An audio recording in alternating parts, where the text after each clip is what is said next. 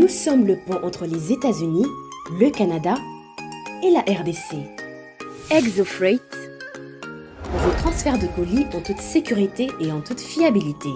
Notre particularité est que pour vos différentes commandes des véhicules neufs ou usagés et autres colis, nous effectuons l'achat à partir des États-Unis, du Canada et nous livrons en un temps record en République démocratique du Congo. Nos adresses, aux États-Unis, 1000 Montana Drive, Charlotte NC, 28216. Au Canada, 6377, Boulevard Monk, H4, E3, H8. À Kinshasa, au numéro 32, avenue Kitona, quartier Rigeni, commune de Lemba, et bientôt à l'est de la RDC. Avec ExoFreight, il n'y a plus de limites.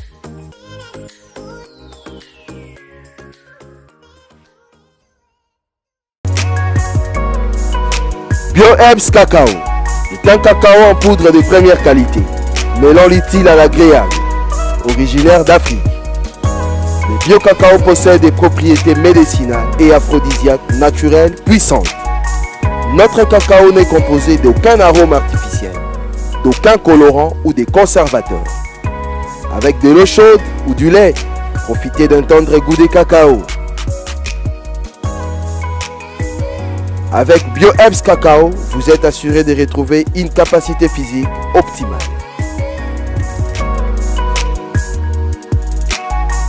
Un complément alimentaire conçu pour les hommes augmente la libido pour une santé sexuelle positive. 30 minutes après l'usage, vous avez des résultats positifs. C'est la première fois que j'ai goûté un complément alimentaire sain, propre, bio, sans produits chimiques et sans aucun effet secondaire qui fait des merveilles. Tout ce qui est écrit pour ce produit est vrai. Bienfait pour le cœur et la morale, lutte contre l'hypertension, pour le diabète. En tant que médecin, je vous conseille de l'utiliser. Et pour devenir distributeur, écrivez-nous sur gemsociety1@gmail.com.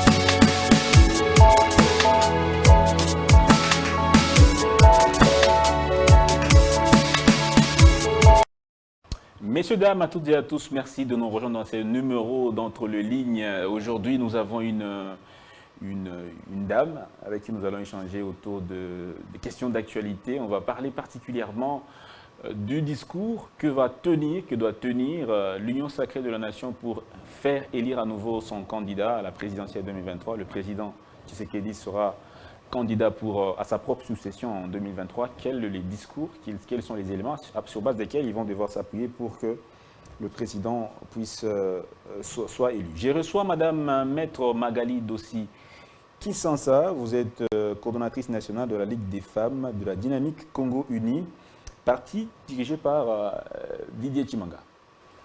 Maître, bonjour et merci. Bonjour Monsieur Dan, merci de m'avoir invité. Alors, madame, parlons un peu de vous particulièrement. Ouais. Ça fait longtemps que vous faites la politique? Alors, je dirais pas si longtemps que ça. J'avais eu une première expérience quand j'étais plus jeune, au sortir de l'université. J'avais commencé dans un parti politique, mais je n'avais pas fait long feu parce que je n'étais pas encore préparée aux méandres de la politique. Je ne voyais pas la politique comme cela. J'étais très motivée par les valeurs et j'ai été vite déçue par ce que j'avais vu dans la politique, par la transhumance des politiciens et tout ce qui en suit. Et donc, j'ai décidé d'arrêter. Mais plus tard, comme la politique est un appel, est une vocation, j'ai voulu regarder la politique de loin, bon, Dieu a fait que, comme je suis chrétienne, a fait que il m'a encore ramené sur ce chemin que j'ai voulu éviter, qui est la politique.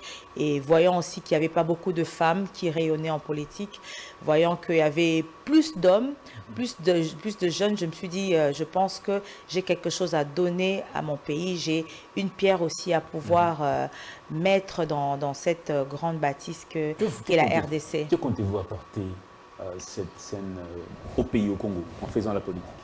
Mais déjà, mes motivations, ma détermination, ma vision, parce que je vois un Congo prospère, je vois un Congo rayonnant, je vois un Congo grand, un géant qui se relève, qui se relève et qui relève. À quel horizon? Vous voyez, vous savez que ça se dit partout, hein, que le réveil de l'Afrique viendra de la RDC. Il est temps qu'il y ait des personnes, des valeurs, des personnes qui croient au Congo, des personnes qui cherchent avant tout l'intérêt du Congo et des Congolais. Sauf que vous ne serez pas dans la marmaille. Quand on passe aux affaires et on est pris dans la moule, on fait comme tout le monde. Je ne pense pas que je pourrais changer, devenir comme les autres personnes qu'on voit une fois passer aux aveux. Oui, mais vous savez, c'est une question de la nature d'abord de la personne. Moi, j'aime le Congo. On a eu l'occasion peut-être d'aller choisir, d'aller vivre à l'étranger, mais on a choisi de rester au Congo. Malgré toutes les réalités du Congo, on a choisi de ne jamais quitter le parce que moi, je crois au Congo et je crois aux Congolais. Il suffit juste qu'il y ait les bonnes personnes aux bons endroits. Je pense que le Congo va se réveiller et va étonner le monde. Alors, vous êtes maintenant chez Didier Tshimanga. Qu'est-ce qui vous a convaincu de travailler avec Didier Tshimanga, d'adhérer d'abord dans son parti politique? Avant, je ne savais pas que M. Didier Tshimanga avait un parti politique. Je suivais son combat de loin. Je voyais un jeune qui était toujours au devant de la scène à l'époque de l'opposition, qui se battait, qui était là présent à chaque rendez-vous, quand il s'agissait de faire des marches, quand il s'agissait de prendre de position. Je voyais, j'ai commencé à le suivre, je suivais aussi ses prises de position qui m'ont beaucoup séduite. Et je me suis dit...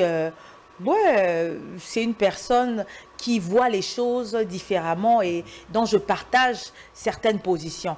Et plus tard, lorsque un camarade du parti est venu me parler du parti, parce que je ne voyais pas dans quel parti j'allais adhérer, dans quel parti j'allais m'épanouir, et un camarade du parti est venu me voir, il m'a parlé du parti, il m'a parlé de l'idéologie du parti, qui m'a tout de suite séduit et j'ai décidé d'embarquer dans cette grande et belle aventure. Excusez-moi, la dynamique de la convention... La dynamique Congo Uni. La dynamique Congo Uni, DCU, parti de Didier Tshimanga.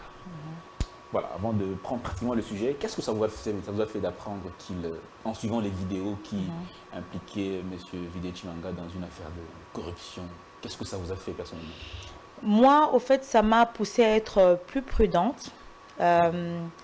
Et peut-être à être plus regardant parce qu'il s'est fait avoir, non pas qu'il était allé pour ses propres intérêts.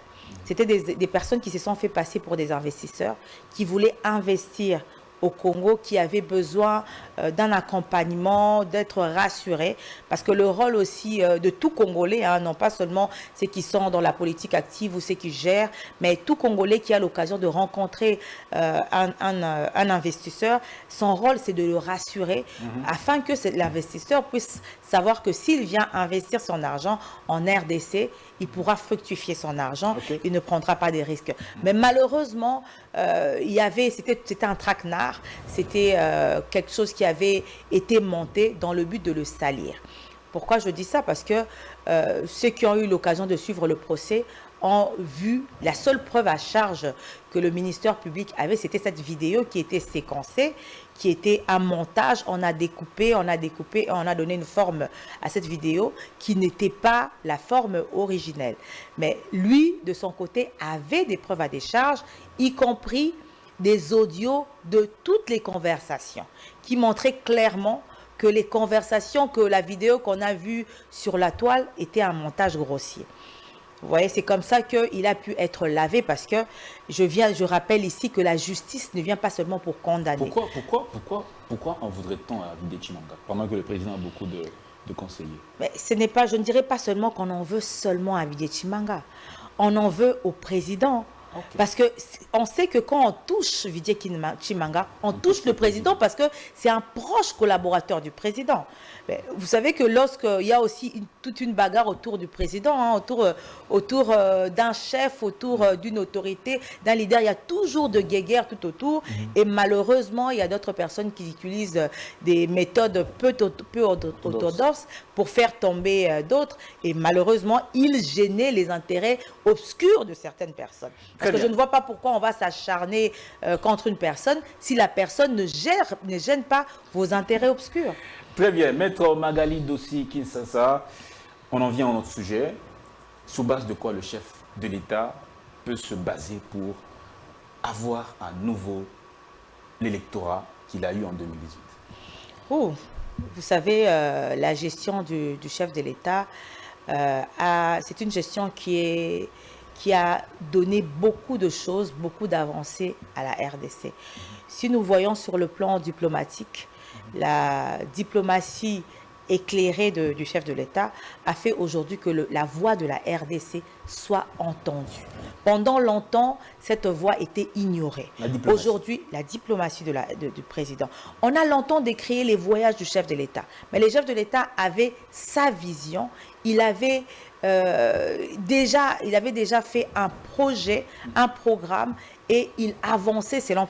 Et c'est ce que moi j'admire dans le chef de l'État, c'est que malgré qu'il y avait des voix qui s'élevaient pour condamner les voyages du chef de l'État, mais le chef de l'État savait ce qu'il voulait, il savait ce qu'il faisait. Et aujourd'hui, nous voyons que par-ci, par-là, il y a des voix qui sont en train de se lever pour condamner l'agression de la RDC par le Rwanda, parce que pendant longtemps, on disait que c'était une guerre entre Congolais, et que le Congolais devait se retrouver, dialoguer pour pouvoir essayer de trouver des solutions. Mais aujourd'hui... Qu'est-ce qui démontre la victoire ou la réussite ou le fait que cette diplomatie soit une diplomatie qui répond aux normes? Qu'est-ce qui démontre que cette diplomatie elle est forte, diplomatie du chef de l'État? Mais la grande victoire, c'est déjà la levée de la procédure de notification préalable, qui nous handicapait plus que autre chose. Cette mesure avait été mise en place pour pouvoir limiter les achats d'armes par les groupes armés. Mais on voyait les groupes armés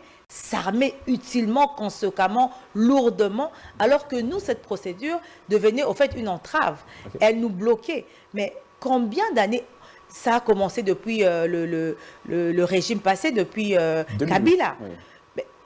Tout ce qui a été fait pour pouvoir enlever et faire sauter ce verrou n'avait pas abouti.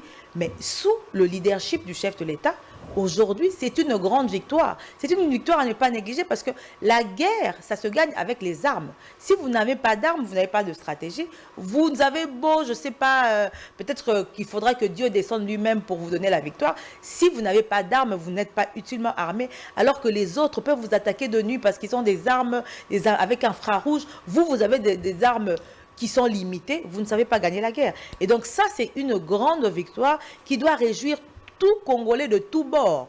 Et je pense que même les opposants, même s'ils ne savent pas le dire, parce que nous savons bien que le rôle malheureusement des opposants ici, c'est qu'ils s'opposent à tout, qu'ils ne félicitent. Il y a rarement certains opposants qui se démarquent en félicitant quand même certaines avancées, mais les autres, la plupart, sont en train de condamner tout ce qui s'est fait, même ce qui se fait clairement dans l'intérêt de la RDC, ils condamnent. Alors, madame, est-ce que concrètement, est-ce que cette levée va aider la RDC à mettre fin à la guerre? Est-ce que cette levée va aider la RDC à mettre complètement fin à cette insécurité? Je ne dirais pas que cette levée va aider la RDC à mettre fin à la guerre, mais cette levée va aider la RDC à pouvoir s'armer utilement et conséquemment. Vous savez, cette guerre, on dit, elle est à plusieurs paramètres. nous combattons pas seulement contre le Rwanda, mais contre toutes les multinationales qui sont derrière le Rwanda, toutes ces grandes puissances qui sont derrière le Rwanda. Et ces grandes puissances, nous ne pouvons combattre avec eux que diplomatiquement, en les séduisant diplomatiquement. Et c'est ce que le chef de l'État et son gouvernement ne cessent de faire. Aller vers ces gens-là qui soutiennent le Rwanda pour leur proposer, venez, on peut faire un partenariat. Ce qui vous intéresse, sont nos ressources naturelles. Mais la balkanisation de la RDC, ça c'est clair, c'est non.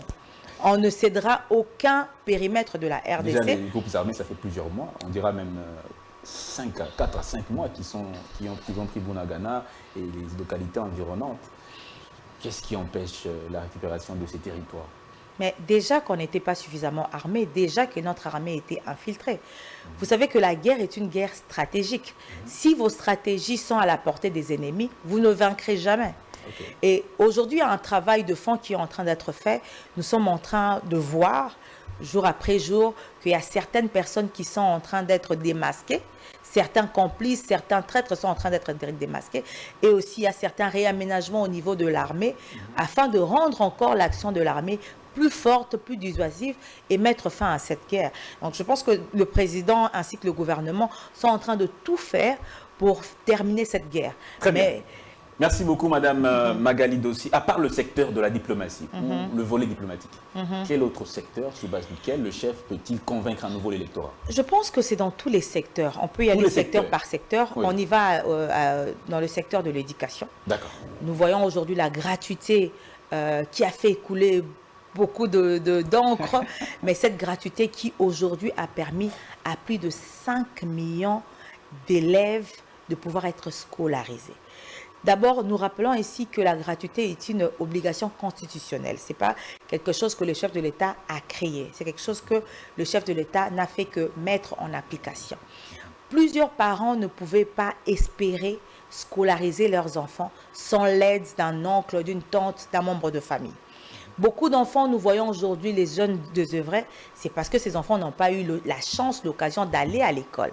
Parce que l'école nous aide aussi à pouvoir éviter certains comportements qui ne doivent pas exister dans la société.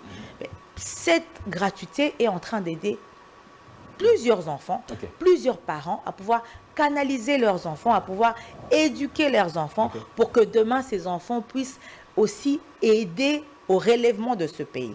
Donc c'est quelque chose que, c'est vrai qu'il y avait eu beaucoup de ratés. Au début, il y avait certaines choses qui ne marchaient pas. Mais au fur et à mesure que les années passent, nous voyons aujourd'hui, il y a des constructions des écoles qui sont modernes, qui sont en train d'être équipées. Non pas seulement à Kinshasa, parce que souvent les Kinois, nous avons l'impression que tout doit se faire à Kinshasa. Kinshasa, c'est la ville... Pourquoi expliquer cette disparité dans le paiement des enseignants? Ceux qui sont dans les grandes villes sont assez mieux payés, un peu mieux payés que ceux qui sont dans les territoires. Pourquoi cette disparité? Je pense aussi que c'est dû aux conditions de vie. Les conditions de vie ne sont pas pareilles à l'intérieur que dans la ville. La ville coûte plus cher et c'est partout dans le monde. Ce n'est pas, il n'y a pas un traitement égal. Il y a souvent certaines disparités qui tendent à être corrigées. Nous avons suivi le discours du chef de l'État. Il martèle vraiment sur le fait qu'il faut réduire les inégalités sociales. Et je pense qu'il a interpellé le Parlement pour qu'on puisse vraiment tenir compte de cela dans le traitement salarial, que ce soit des enseignants, que ce soit des magistrats, que ce soit des médecins, que ce soit des fonctionnaires. Et directement, je passe au volet de l'amélioration. Parlez-nous d'abord de la mécanisation des nouvelles unités. Oui. C'était une promesse du chef de l'État, mais jusque-là, on ne reste que dans les promesses. Or, le mandat finit très bientôt. On ne reste pas seulement dans les promesses parce que c'est quelque chose qui se fait progressivement. Il y a des choses, aujourd'hui, il était d'abord question d'identifier parce qu'il y avait plusieurs fictifs au sein du fichier... Des fonctionnaires. Il y avait plusieurs personnes qui n'existaient pas, mais qui avaient des avantages indus. Oui. Et le ministre a fait un travail excellent d'identification et aujourd'hui, il y a des nouvelles unités qui sont mécanisées. Mais ce n'est pas toutes les unités qui sont mécanisées. Mais, Monsieur Zang, les choses doivent se faire progressivement. Nous avons trouvé un pays où rien n'allait. Dans tous les secteurs étaient en chantier. Vous avez quand même corrigé quelque chose. Nous avons corrigé et nous continuons à corriger parce que Rome ne se fait pas, ne s'est pas fait en un seul jour. Nous continuons à corriger et c'est comme ça que le chef de l'État doit avoir ce second mandat pour continuer, pour finir ce qu'il a commencé. Parce que, vous savez, malheureusement, nous les Congolais, nous avons la mauvaise culture de vouloir recommencer ce qui avait déjà été fait. Au lieu de continuer, nous, malheureusement, le régime en place n'a pas trouvé de bonnes bases. Si les régimes passés avaient jeté des bonnes bases, on aurait pu commencer à construire avec ces bonnes bases. Mais puisqu'il y avait certaines bases... Le projet Mille-Écoles avec Matata Pognon, c'était déjà en cours. C'était en cours, mais qu'est-ce que ça avait produit? Combien d'écoles avaient été construites? Quel était le programme? Est-ce que c'était un programme clair? Vous voyez, donc quelque chose qui est clairement conçu peut être facilement exécuté. Mais malheureusement, quand il y a des zones d'ombre, quand les choses ne sont pas bien faites, des choses sont faites dans le but de pouvoir détourner, de pouvoir leurrer la population, c'est difficile. Et aujourd'hui, nous voyons la volonté du chef de l'État, la volonté du gouvernement. Il ne faut pas oublier que le chef de l'État arrive au pouvoir. Dans quel contexte? Il a été bloqué pendant 2 ans. Les gens disent, non, vous justifiez, mais il ne faut pas oublier, ça fait partie de l'histoire. On ne peut pas parler de Tshisekedi. Il est quand même permis de pleurer. Non, on ne pleure pas, parce que le président ne pleure pas. Nous, les Congolais, nous avons suffisamment pleuré. Il est temps de travailler, d'avancer. On ne pleure pas, mais on a un devoir de redevabilité envers la population. La population doit savoir, parce que ce n'est pas tout le monde qui suit la politique de près. Il y a certaines personnes, ceux qui suivent la politique de près, ont vu comment le président a même été humilié dans cette alliance avec le FCC. Il a essayé d'avancer, de travailler avec eux, mais à un moment donné, la collaboration était devenue impossible parce que ça desservait les intérêts de la RDC, parce que c'est lui qui est le comptable de la gestion. S'il avait choisi de rester dans cette coalition, dans cette alliance, à la fin, ça allait retomber sur lui. Comme c'est lui qui est le comptable, il a choisi, il a décidé. Vous êtes juriste, une question un peu de droit, oui, sans vous couper. Est-ce que c'est permis, est-ce que c'est constitutionnellement acceptable qu'une majorité parlementaire change de camp en pleine législature? C'est acceptable? Oui, il y a la coalition et la cohabitation. Il y a cohabitation. C'était une coalition. C'était une coalition. À un moment donné, c'était devenu une cohabitation parce que on ne partageait plus la même vision des choses. Le FCC allait outre. Vous savez, le chef de l'État, on est dans un système où le chef de l'État agit au travers le gouvernement, donc au travers le Premier ministre. Donc le chef de l'État doit être en phase avec le Premier ministre. S'il n'est pas en phase avec le Premier ministre, eh ben, les programmes, le projet du chef de l'État ne peuvent pas être exécutés. Il ne va pas contresigner. Ça ne pourra pas être exécuté. Tout ce que le chef de l'État voudra faire sera bloqué, soit au niveau du Parlement, soit au niveau de la primature. Et à un moment donné, il fallait que les choses avancent. C'est ainsi que le chef de l'État a fait cet appel qui ne dérange en rien, qui n'énerve en rien la Constitution. Et aujourd'hui, nous avons l'union sacrée qui prône des valeurs, l'union sacrée qui prône une gestion axée sur le résultat. Nous voyons ce que ça donne. Et demain, si le chef de l'État a un nouveau mandat, a une majorité parlementaire, il pourra faire au-delà de ce qu'il a fait. Nous voyons déjà qu'il a fait des choses énormes pour le pays. Il y a des avancées énormes. Il a déjà mis le train sur les rails. Les trains avancent et nous ne pouvons que lui donner la chance de pouvoir parfaire ce qu'il a déjà commencé à faire. Madame Magali Dossier, on avance mollo, autre secteur. J'ai parlé des fonctionnaires. Aujourd'hui, nous sommes venus trouver les fonctionnaires avec un salaire de misère. Nous ne disons pas que aujourd'hui les fonctionnaires tous vivent aisément, mais il y a eu des avancées significatives. 45% à peine.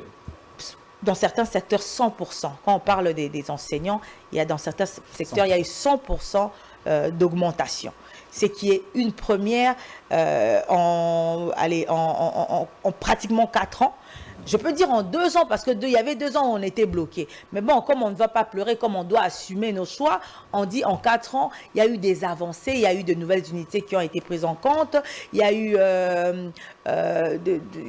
les militaires aussi, la solde de militaires, la rente de militaires qui a été augmentée. Mais moi, je me pose la question, si on était sous l'autre régime qui est resté pendant des années, pendant plus de 18 ans, gardant les salaires des enseignants, des fonctionnaires, ainsi que des militaires au bas de l'échelle, avec tout le choc et les crises économiques dont nous faisons face, comment ces gens allaient vivre, comment cette catégorie de personnes allait vivre. Mais aujourd'hui, il y a un soulagement. Hein, c'est un soulagement qui est apporté à ces familles, aux fonctionnaires et aux fonctionnaires de l'État et autres. Donc c'est aussi quelque chose, un discours que le chef de l'État va tenir, parce que les femmes des fonctionnaires, les fonctionnaires eux-mêmes sont conscients de ce que le chef de l'État a fait. Et donc c'est aussi un autre point. Si nous passons, on peut parler un peu d'économie, parce que l'indicateur de la santé d'une économie, c'est le taux d'échange. Oui. Si nous voyons bien de 2019, 2023, le taux du dollar était à 1 dollar était à 1900, je pense bien, et aujourd'hui c'est à 2100, 2200 parfois. Là, c'est une régression. Mais monsieur Dan, vous oubliez que ici on a connu il y a quelques jours l'euro qui a toujours été plus forte que le dollar. Le dollar, à un moment donné, était devenu plus fort que l'euro. Il y a des chocs, il y a des crises économiques, que nous sommes en pleine crise économique avec la guerre entre l'Ukraine et la Russie. Nous avons connu la Covid, nous avons connu plusieurs choses qui ont fait que la monnaie aurait pu se déprécier plus que ça. Mais grâce à notre ligne économique, grâce à notre gouvernement et aux efforts qui sont en train d'être fournis de manière quotidienne, il y a eu une faible dépréciation du franc congolais. Si nous regardons de 2022 à 2023, je pense que le franc congolais ne s'est déprécié qu'à 0,6%, ce qui est vraiment négligeable. Aujourd'hui, il y a quelques jours, nous voyons que le dollar est en train, le franc congolais est en train de se déprécier à cause de la spéculation autour de tout ce qui se passe chez Equity Bank. Ça, ce sont des effets qui sont liés à la spéculation. Mais si on regarde bien, le franc congolais a quand même connu de légères dépréciations. Vous êtes une femme, je pense que vous faites très bien la cuisine, comme chez nous les Africaines, ce sont les mamans qui tiennent les cuisines. Est-ce que les prix des biens, quand vous allez au marché en 2018, en 2019 et aujourd'hui, est-ce que vous remarquez que les produits de forte consommation ont pris aussi de la hauteur? Bien sûr, tous les produits ont augmenté et ce n'est pas seulement à Kinshasa, ce n'est pas seulement au Congo, c'est partout dans le monde. Parce qu'il faut déjà savoir que la majorité des biens, des services que nous utilisons ici sont importés.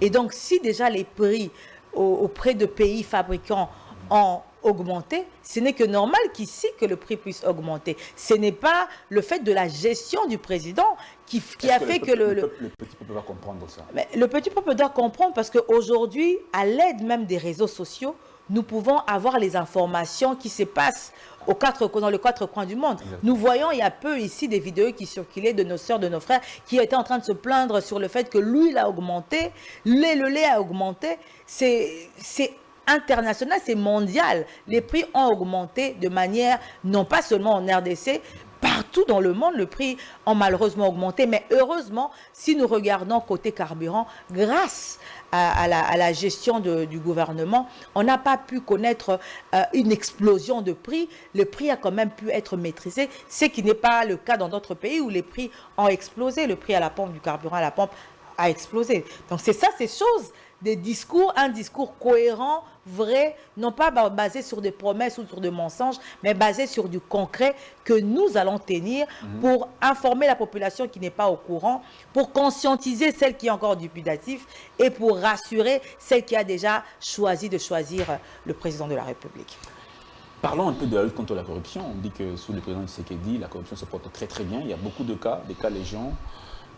Certains ont mis dans le panier le cas de votre président, le président du parti DCU. On parle de projet 100 jours, on parle de Tilé Gelou avec Mbujimaï, qui a cette controverse autour des 42 millions, 17 millions. On parle du projet de développement des 145 territoires. On se pose la question si là aussi il n'y aura pas de détournement. On se dit qu'il n'y a pas, certains disent que pratiquement c'est la continuité, comme disait Kabound. Je ne dirais pas que c'est la continuité. D'abord, par rapport à mon président, il ne s'agit pas d'une corruption. Comme j'ai dit, il a été acquitté. Les choses ont été présentées telles qu'on a voulu le salir, mais il n'a pas été corrompu, il n'a pas été cherché à être corrompu non plus. Je pense que si vous avez l'occasion, il faut lire les dispositifs du jugement. Vous allez comprendre que ce n'était qu'une mauvaise interprétation faite à dessein par ses détracteurs. Nous avons vu la relance de l'IGF. Le président ne cesse d'encourager l'IGF. Et nous voyons comment, grâce à l'IGF, il y a beaucoup de détournements qui sont évités. Grâce à l'IGF, des fois même ça devient l'IGF rend l'administration lourde. Parce qu'il faut des autorisations, parce qu'il faut que l'IGF voit clair, voit que cette dépense est nécessaire, elle est importante, elle est urgente, pour qu'elle puisse autoriser, qu'elle voit que la dépense est claire. Et c'est quelque chose qui va vraiment dans l'actif du président pour dire que le président n'est pas pour la corruption. Il martèle. Il y a même une agence qui a été mise en place, anticorruption, qui a été mise en place. Il y a des stratégies. Mais vous savez, lorsque le mal est profond, ça prend du temps pour l'extirper. Et nous avons aussi un grand problème de l'autre côté, c'est la justice. Parce que l'IGF, la Cour de compte, ils peuvent faire leur travail.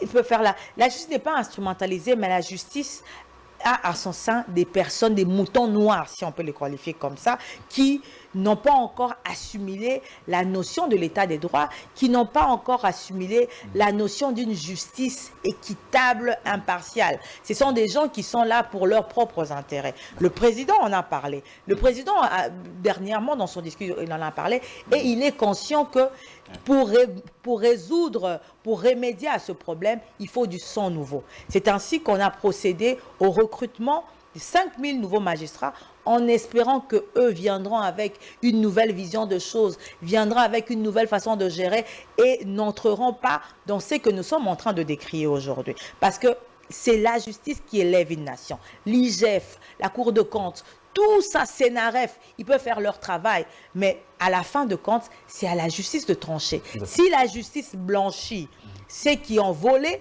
ceux qui ont détourné, le travail de tous ces gens-là, finalement, ne servira à rien. Mais nous n'allons pas nous décourager. Nous continuons à jeter des fleurs à toutes ces structures, que ce soit l'IGF, CNRF, qui font un travail remarquable, qui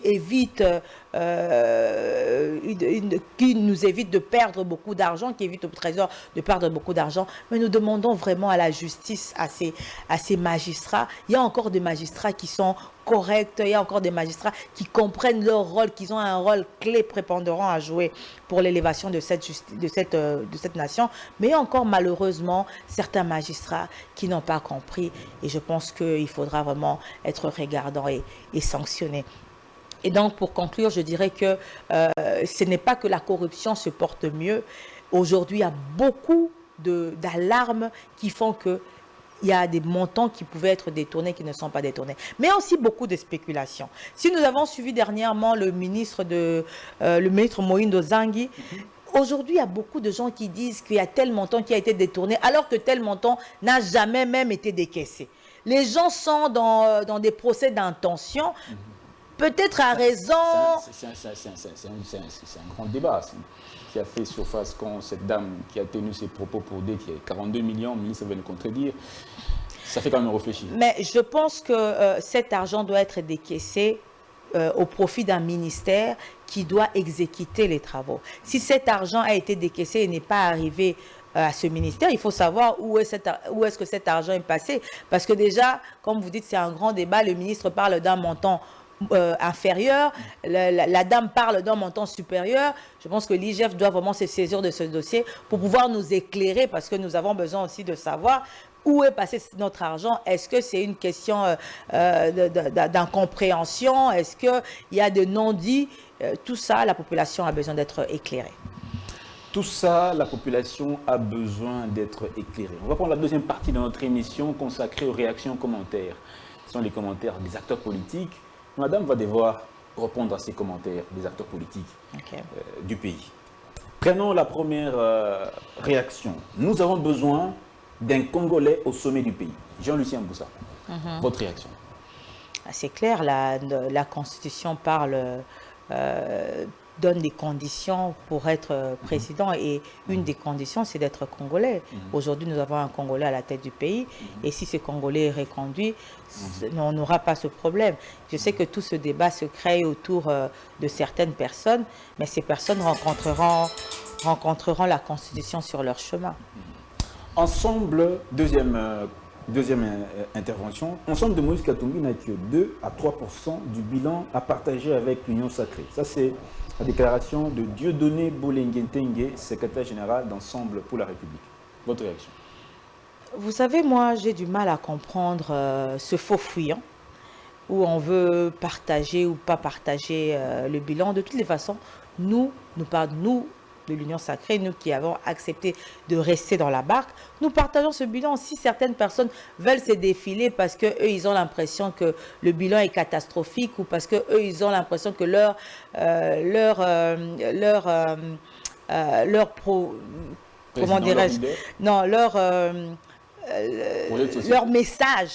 message est plus côté opposition, plus pour attaquer le pouvoir, ben, c'est libre à eux, mais la population a vu que dans le gouvernement, il y avait tel parti. On peut se mentir à soi-même, mais on ne peut pas mentir à cette population qui a les yeux, qui a vu comment nous étions avec tous les autres partis qui ont accepté de nous rejoindre dans l'Union sacrée. Vu que vous avez bien géré, donc ils sont aussi participants à cette bonne gestion. Mais bien sûr, on a co-géré ensemble. Si la gestion elle est bonne, on la partage avec tout le monde. Si la gestion elle est mauvaise, on la partage avec tout le monde. Mais il n'y a qu'un seul comptable, c'est le chef de l'État.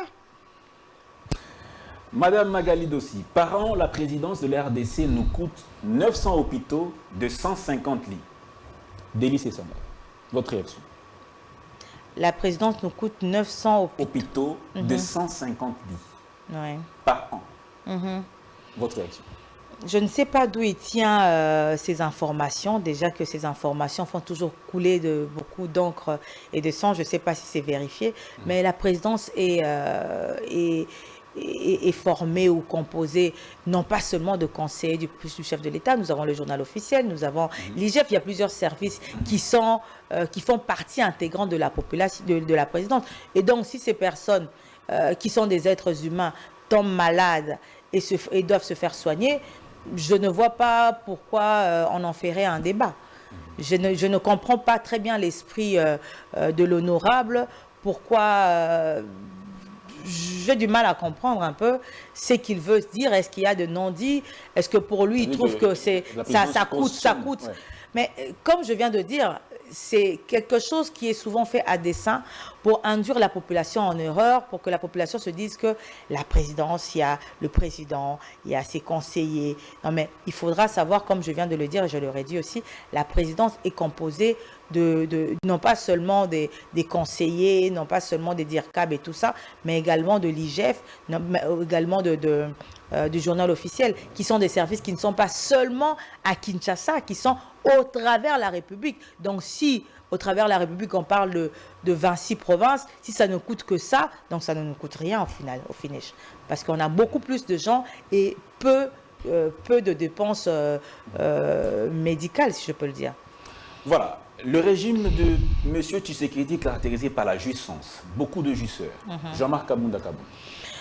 Vous savez, malheureusement, j'aurais voulu souhaiter que Jean-Marc Kabounda le dise lorsqu'il était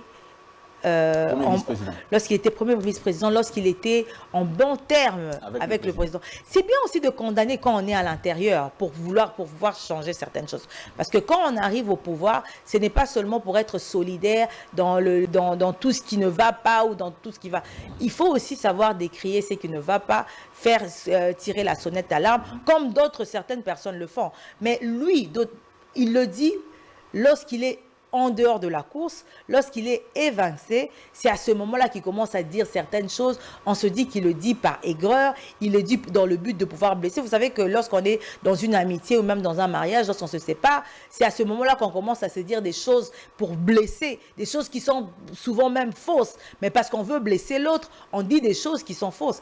On lui a demandé de démontrer. Il a dit beaucoup de choses en parlant de paradis fiscaux, des avions qui voyagent notamment avec beaucoup d'argent. Mais où sont les preuves de toutes ces choses? On aimerait avoir ces preuves. Qui était Jusseur? On a vu à l'œil nu comment Jean-Marc Kabound est arrivé et comment Jean-Marc Kabound est devenu, dans quelle opulence il vivait. Est-ce qu'il peut justifier son train de vie? Qui commence d'abord par justifier son train de vie. C'est lui le Jusseur. Si tu n'arrives pas à justifier un changement drastique comme on l'a vu à l'œil nu, qui l'explique? Le peuple va peut-être spéculer parce que nous ne connaissons pas les salaires des mandataires publics. On ne connaît pas combien touche le président, combien touche les ministres, combien touche le président de l'Assemblée nationale.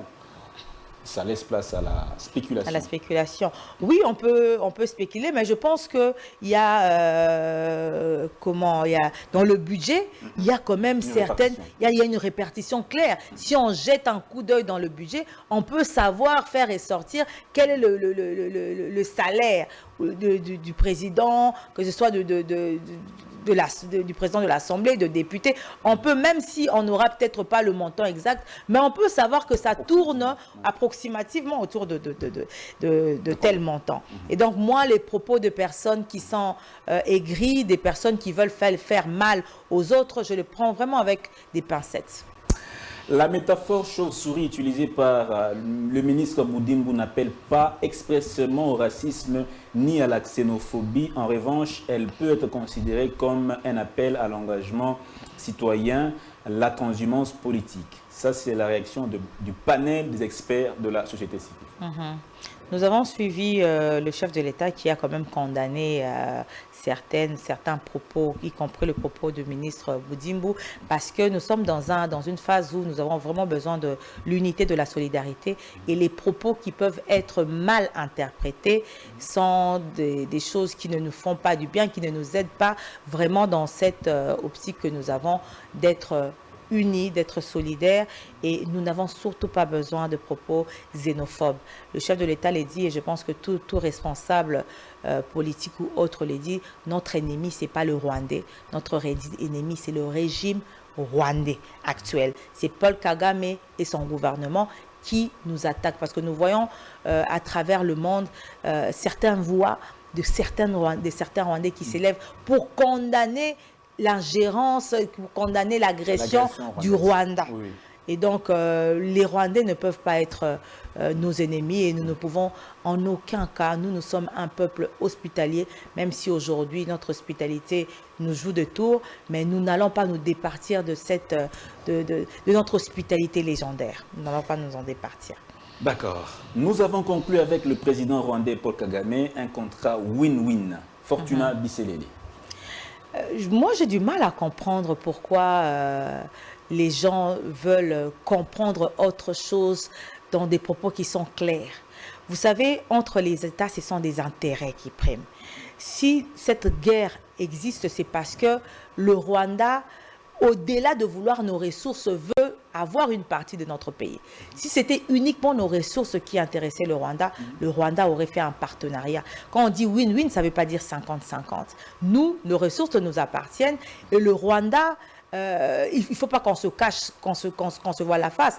Paul Kagame a des entrées auprès de certains pays. Nous voyons aujourd'hui la Grande-Bretagne qui a signé un accord avec le Rwanda. C'est un pays qui croit au Rwanda. Nous voyons l'Union européenne qui a encore donné de l'argent au Rwanda. Donc, c'est un pays qui a une voix qui porte. Et donc, nous avons la philosophie du président était de pouvoir endiguer la guerre à travers des accords économiques.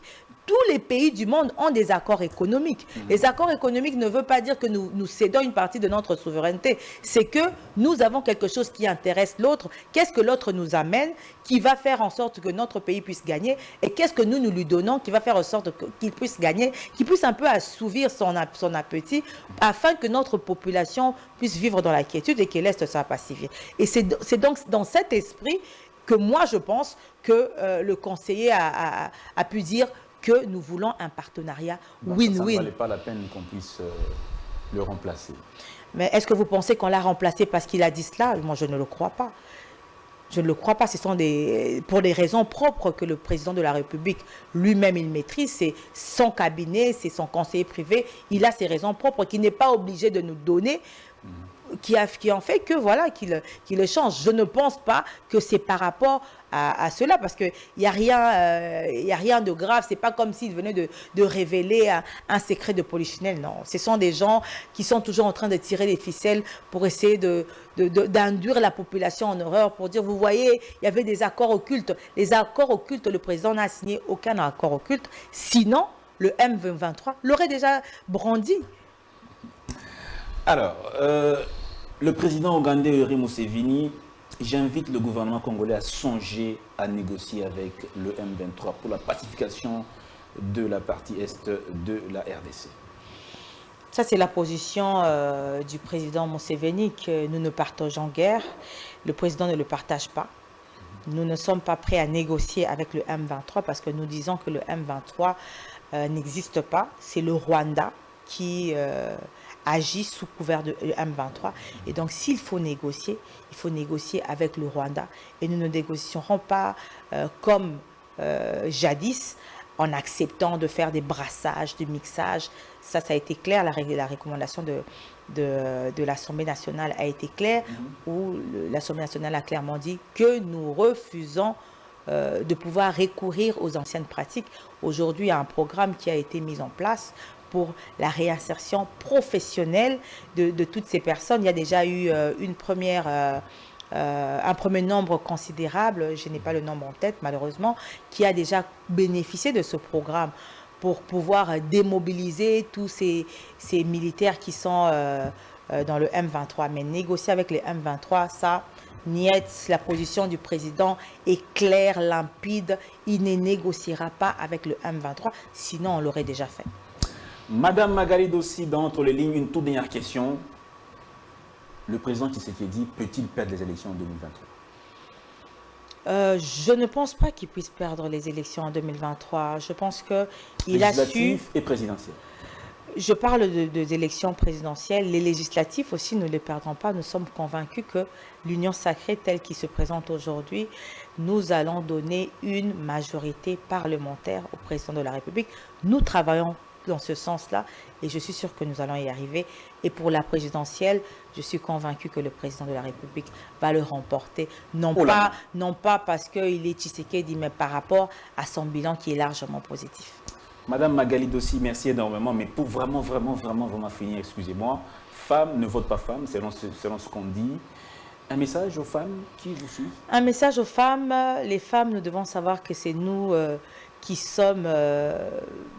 constituons la majorité de l'électorat. Donc c'est nous qui, en réalité, nommons et plutôt élisons nos représentants et nous devons prendre conscience que cette fois-ci, nous devons soutenir les femmes. Nous devons changer les choses.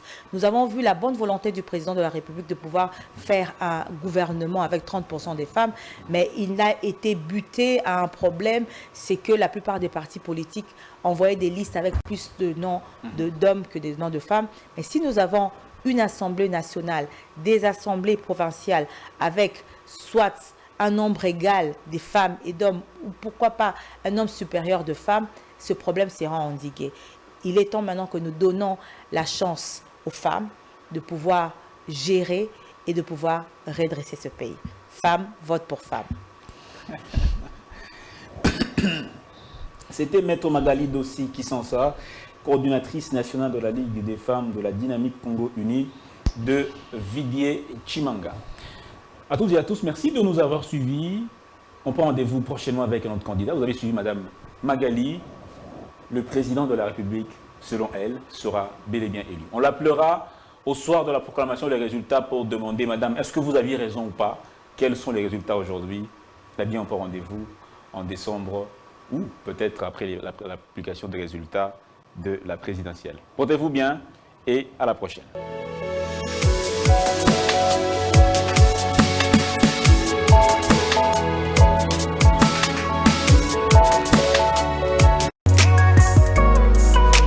BioHerbs Cacao est un cacao en poudre de première qualité, mêlant l'utile à l'agréable, originaire d'Afrique.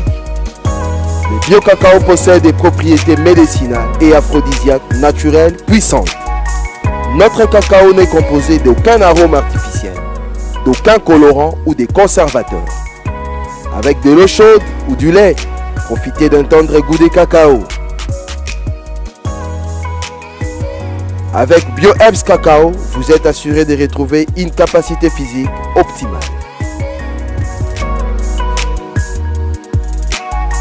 Un complément alimentaire conçu pour les hommes augmente la libido pour une santé sexuelle positive. 30 minutes après l'usage, vous avez des résultats positifs. C'est la première fois que j'ai goûté un complément alimentaire sain, propre, bio, sans produits chimiques et sans aucun effet secondaire qui fait des merveilles. Tout ce qui est écrit pour ce produit est vrai. Bienfait pour le cœur et la morale, lutte contre l'hypertension, pour le diabète. En tant que médecin, je vous conseille de l'utiliser. Et pour devenir distributeur, écrivez-nous sur gemsociety1@gmail.com.